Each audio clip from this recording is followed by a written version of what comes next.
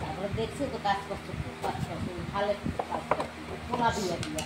কিন্তু আগে বউকালে এত কাজ করে না, ফাঁকমা ছিল, তারপরে বড় একটা মাইয়া ছিল, বলক বলক মাইয়া ছিল, এও মরতে এখন সবাই আমার পিসিমা ছিল সংসারে, এই সব আমি ওরা আন্দা দিয়ে থাকতাম না। শোনা স্কুলে পাঠাবো না, বাবা মুখ করে, বাবা মুখ করে বড় তো পরে আবার স্কুল আসে আবার তেজের উতাসটা ফেলায়।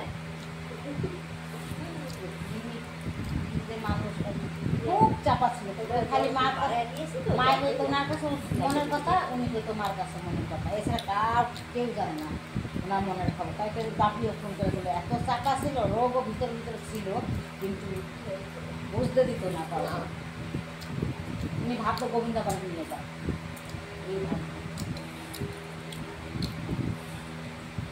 আমি এক ডাল ভাত নামাই খেয়ে দিই না, 70 টাকা।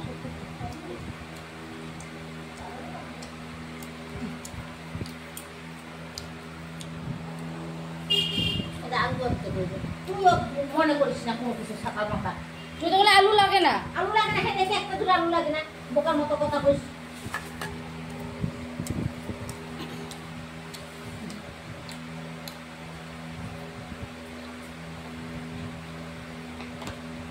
একটা বসি না বসে, তারপরে বসে খাবো এরকম তোমার 1-2 দিন যাক পেটে ব্যথা যাক, তোমার কাজে তো কালকে আমি ঘষে দেবো, তুমি রেখে দাও আজকে। তুমি শুকাবে না, কিচ্ছু হবে না, তুমি আমার কথা শোনো, তুমি ফ্রিজে রেখে দেবো, ফ্রিজে ওইটা থাক, ওইটা চাটনি করো, ওইটা চাটনি করে এটা রেখে দাও ফ্রিজে, কিসের চাটনি এটা রেখে দাও, এটা ওইটা দিয়ে করো, ওইটা রেখে দাও, আমি কালকে ঘষে দেবো। সত্যি মা, তুমি ভীষণ লোভী, কিচ্ছু হবে না, ভীষণ লোভ তোমার শরীরে, ভীষণ লোভ, তোমার লোভ মানে প্রচুর লোভ তোমার। তাহলে আমরা খাওয়া খেলাম, তুমি তো কালকে ঘষে দেবো, তুমি আমরা রেখে দাও। তোমার এত লোভ শরীরে, মানে কি কব আর, সব কিছু একটা তুমি রেখে দাও, কাছে কাঁঠালটা খাও। তো কাঁঠালটা তো রাখলাম, বলো সব তো কাঁঠাল রেখে দাও, আমটা কালকে ঘষে দেবো, রেখে দাও, আমটা খেতাম না আজকে।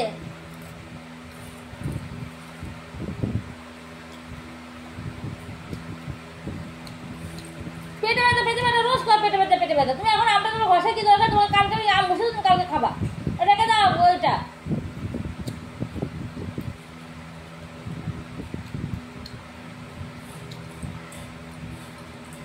তুমি এখন আম ঘষবা না,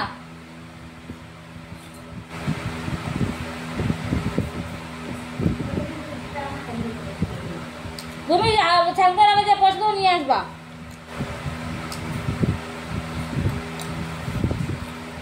লাইন ধরে নিয়ে আসবা ছাঙ্কার।